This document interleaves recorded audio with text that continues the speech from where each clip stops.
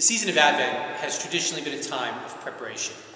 Now, preparation is something we all know how to do in our real world, but unfortunately in our hearts and in our spiritual world, it's something we often aren't quite sure how to do.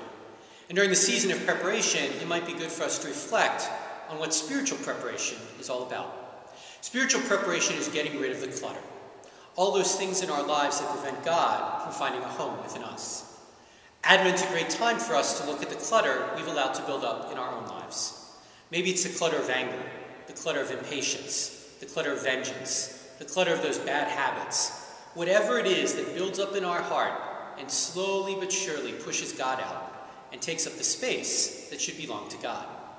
The season of Advent calls us to get rid of the clutter, to prepare a home for Christ. During the season of Advent, we often reflect on Mary, the Mother of God.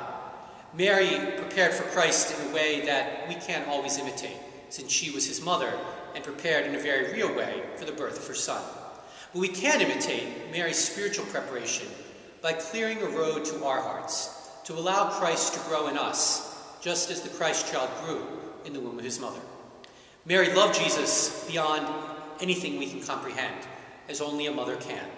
And the season of Advent calls us to do the same thing, to make room in our hearts and to allow Jesus to grow in us, to love him more and more each day, so that as we celebrate his birth on Christmas, we may bring him into the world not only one day that we celebrate his birthday, but each and every day by the way we live our lives.